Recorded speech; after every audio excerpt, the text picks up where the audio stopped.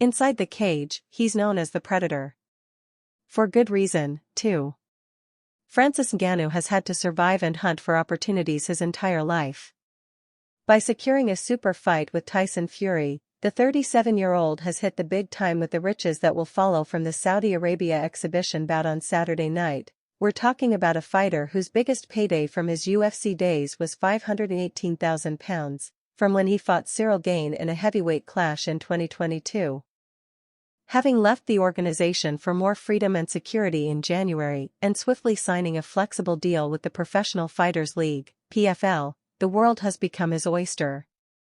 With all eyes on his highly anticipated super fight against Fury, Male Sport has taken a look at the Cameroonian surreal rise to the top of combat sports.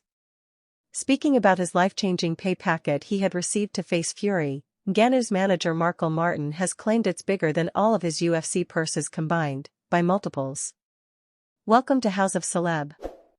Please subscribe and turn on the notification bell so you don't miss updates about your favorite celebrities. The bag is so big, he may actually just drop it on the way to the bank, he told MMA Fighting.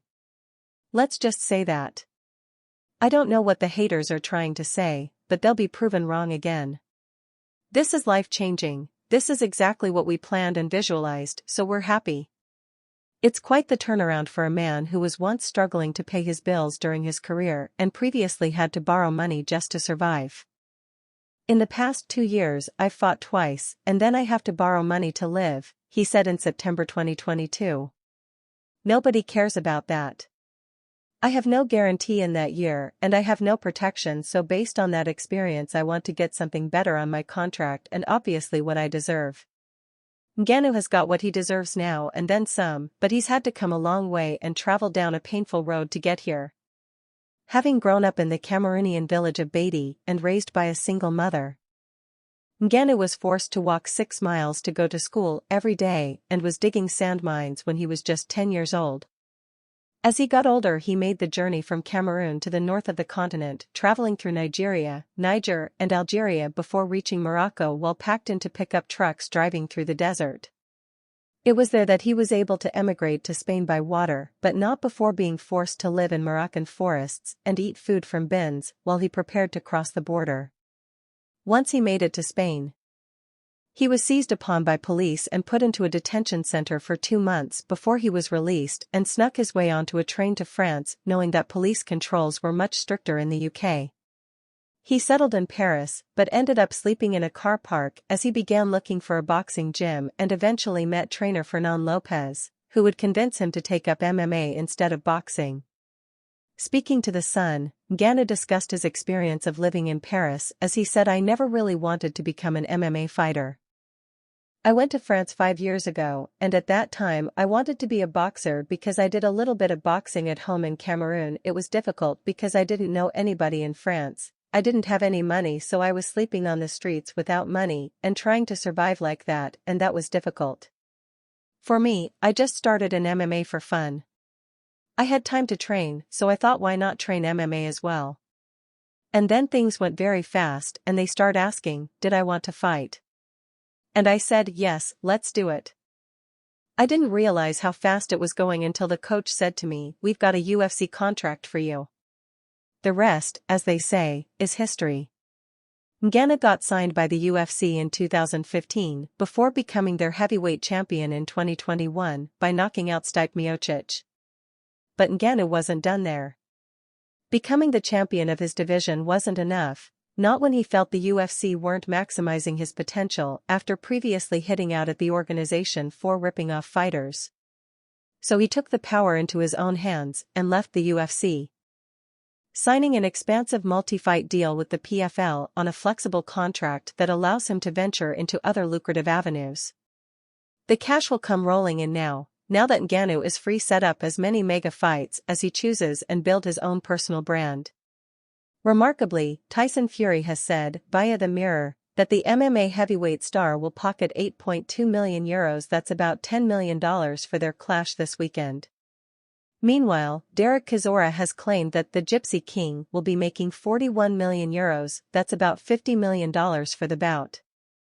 But Ngannou's not just here to make the numbers up either, He's here to make a statement and believes he can knock Fury out when they clash on October 28.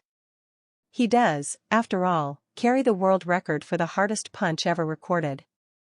In 2018, he ended up registering a striking power of 129,161 units on a power Kuba, which measures the power of a punch by analyzing its force, speed, and accuracy. The last person that tried to overthrow the MMA star was the former World's Strongest Man winner Eddie Hall, but he failed, with his opening attempt landing around the 91,000 mark. He later reached 93,000, then 98,000, before clearing 100,000 and peaking at 113,999 units. "I've been waiting to meet Tyson in the ring for the past 3 years, Gane said after the fight was announced. "My dream was always to box, and to box the best. After becoming the undisputed MMA heavyweight champion, this is my opportunity to make that dream come true and cement my position as the baddest man on the planet.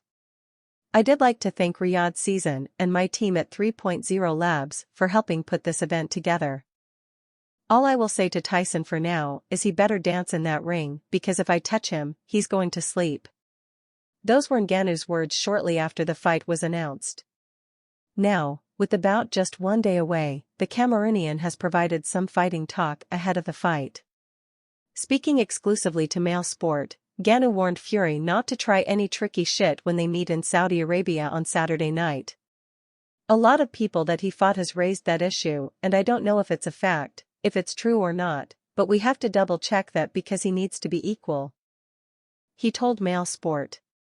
"If you want us to fight bare knuckle, then let's fight bare knuckle. If we have to fight in 4-ounce gloves, then let's fight in 4-ounce gloves. But don't be tricky. Don't do some tricky shit." Ahead of the fight, it was also revealed that Fury asked for a bigger ring sized at 24 foot, larger than the regular 20-foot ring used in most fights, but Ngannou was not fazed by the request. "At the end of the day, it's going to be a challenge," he added. "It could be in a football field or in a phone booth, we're going to fight, and it's going to be a tough fight." It's clear that Ngannou has reached the summit. From the lowest of lows to the top of the fighting game. His biggest purse, his biggest moment, his biggest opponent. After all he's come up against in his life, facing the boxing heavyweight world champion will be a victory no matter what.